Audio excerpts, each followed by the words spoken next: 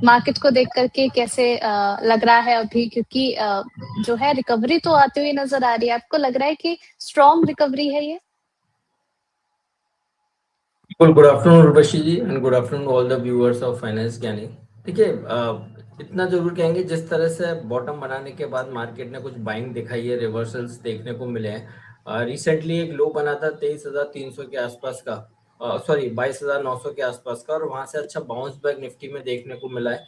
तो इतना तो बोल सकते हैं कि शॉर्ट टर्म के लिए जो बॉटम बना है ये बन चुका है। हमें लगता है कि अच्छा बाउंस बैक यहाँ से आ सकता है। 24,200 तक के लेवल्स निफ्टी में नजर आते हैं।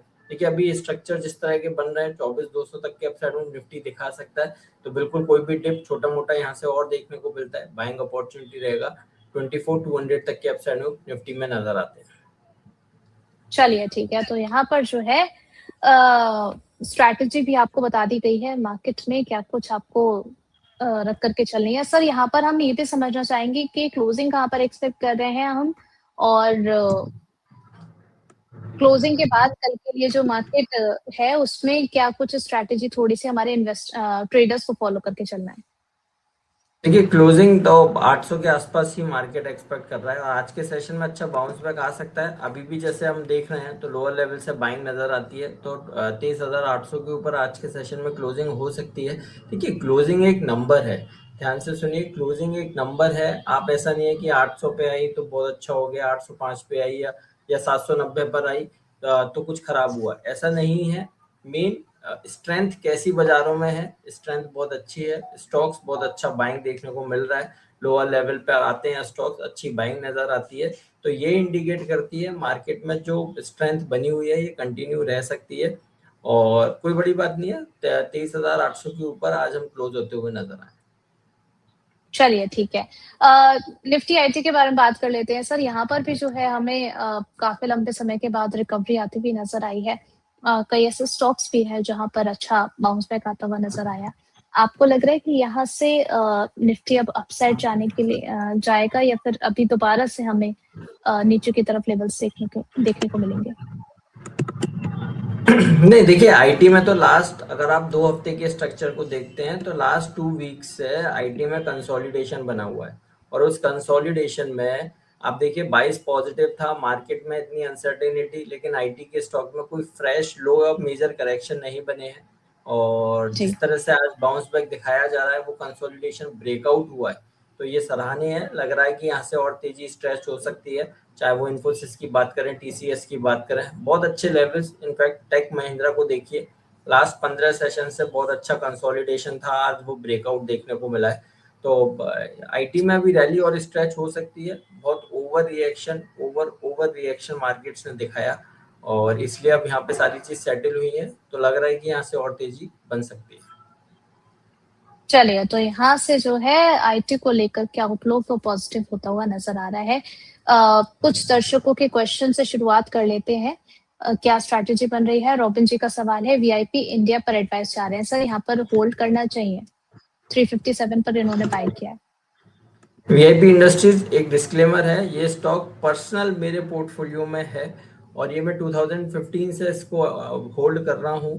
तो मैं यहाँ पर जो भी बात करूंगा चार्ट्स के हिसाब से ही बात करूंगा। स्टॉक में हायर लेवल से करेक्शन देखने को मिला है, लोअर हाइज लोअर लोज में ये काउंटर ट्रेड हो रहा है। आप कल के सेशन में फ्रेश ईयरली लो बने थे, और वहां से आज कुछ बाउंस बैक दिखा रहा है, तो यहाँ से रैली और स्ट्रेच कर सकता है। आने वाले दिनों में 360 तक के अपसाइड मूव देखने को मिल सकते हैं।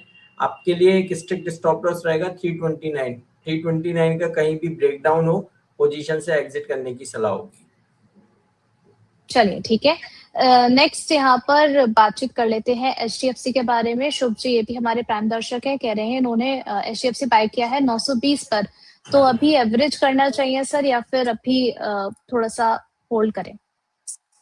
बिल्कुल एवरेज करना चाहिए, पोर्टफोलियो में जगह दीजिए, बहुत अच्छा काउंटर है ऑलरेडी आपके पास है, यहाँ पर एवरेज करने की सलाह है। यहाँ से बाउंस बैक में पहला टारगेट 890 का ही बनता है, और आपका 920 की बाइंग है, तो यहाँ पर आप एवरेज करेंगे तो डेफिनेटली कुछ रिटर्न बनेगा। तो आप एवरेज करने की सलाह है।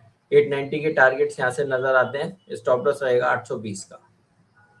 चलिए ठीक है, 820 का स्टॉप लॉस यहाँ पर मेंटेन करके चलिए, बिल्कुल पोर्टफोलियो में इसको रखने की आपको सलाह एक्सपर्ट की तरफ से दी गई है शुभ जी। डिक्सन पर सर जानना चाह रहे हैं सर, 11,455 पर इन्होंने बाय किया है, अब एवरेज करना चाहिए इन्हें, एग्जिट करे और प्रॉफिट किस लेवल पर करे? यहाँ पर कॉस्ट एवरेज करने की सलाह है।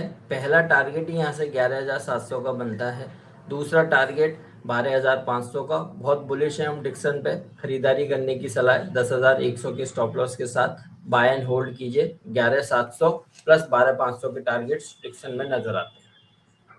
चलिए यहाँ पर जुनैद जी का एक सुपर चैट आया है, ये कह रहे हैं कि sir can we take fresh position in BPCL and Coforge? BPCL को अवॉइड करेंगे, लेकिन यस कोफोर्ज को बाय करके चल सकते हैं। और जिस तरह के स्ट्रक्चर, जैसा हमने आईटी का जिक्र किया, तो जिस तरह के स्ट्रक्चर दिखाए हैं यहाँ से 5 से 7% के अपसाइड मूव के लिए कोफोर्ज तैयार हो चुका है। तो यहाँ पर कोफोर्ज में बाय एंड होल्ड करने की सलाह है, लेकिन बीपीसीएल से एग्जिट करके चल सकते हैं। चलिए ठीक है, तो कोफोर्ज आप बिल्कुल वॉच लिस्ट में ऐड करके चलिए, जो आपको सजेशन दिया गया है उसके अकॉर्डिंग आप इसे कंसीडर करके चल सकते हैं। नेक्स्ट यहाँ पर रॉबिन जी का एक और क्वेश्चन है ओएनजीसी को लेकर के, बाइंग इन्होंने लिखी है सर 277 की, तो अभी ओएनजीसी में भी होल्ड करके चलना है या फिर यहाँ से एग्जिट के मौके देखें? ओएनजीसी से एग्जिट है। ओएनजीसी से अच्छे ऑप्शंस मार्केट में अवेलेबल हैं। एचडीएफसी बैंक का जिक्र किया और कोफोर्ज की हमने बात की, आईटी के स्टॉक्स हैं, वहां पर काफी अपॉर्चुनिटी नजर आती है। तो हमारे व्यू में एग्जिट करने की सलाह है ओएनजीसी से। यस, एचडीएफसी बैंक आप खरीद सकते हैं, कोफोर्ज खरीद सकते हैं, टेक महिंद्रा, इन्फोसिस, टीसीएस, आईटी के सारे नाम, इवन डिक्सन टेक्नोलॉजी, उसको भी आप खरीदारी करके चल सकते हैं, लेकिन ओएनजीसी से बहुत दूर एग्जिट करने की सलाह है। चलिए ठीक है, तो ओएनजीसी से निकल करके कहीं दूसरी जगह शिफ्ट होने के बारे में आप बिल्कुल सोच करके चल सकते हैं। यहाँ पर अगर हम देखें तो आज अर्बन कंपनी जो है वो स्पॉटलाइट में नजर आ रहा है, एक अच्छा अपसाइड इसमें देखने को मिला है 11.83%। अर्बन कंपनी, आपका व्यू क्या है, कंपनी कैसी लगती है आपको? आपने कभी ट्राई किया, बुकिंग वगैरह की है इससे? बिल्कुल किया सर। मैम ये तो मतलब लाइफ का हिस्सा है। तो कई बार मेड वगैरह एंड बहुत सारी चीज़ें हैं, मेरी वाइफ ज़्यादा यूज़ करती हैं इनको। बट जो एक डिस्क्लेमर जरूर देंगे कि ये स्टॉक कल हमने अपने क्लाइंट्स को रिकमेंड किया है, तो वहाँ पोजीशन हो सकती है। बट यहाँ पर जो भी बात करेंगे चार्ट्स के हिसाब से ही बात करेंगे। फॉलिंग ट्रेंड लाइन का ब्रेकआउट स्टॉक्स ने दिया है, वॉल्यूम के साथ लास्ट 2 सेशन में बढ़िया बाइंग देखने को मिली है और आज भी अच्छी फॉलो अप बाइंग नजर आई है। तो हमारा व्यू पॉजिटिव है। 140 के टारगेट्स के लिए अर्बन कंपनी को बाय एंड होल्ड करके चल सकते हैं।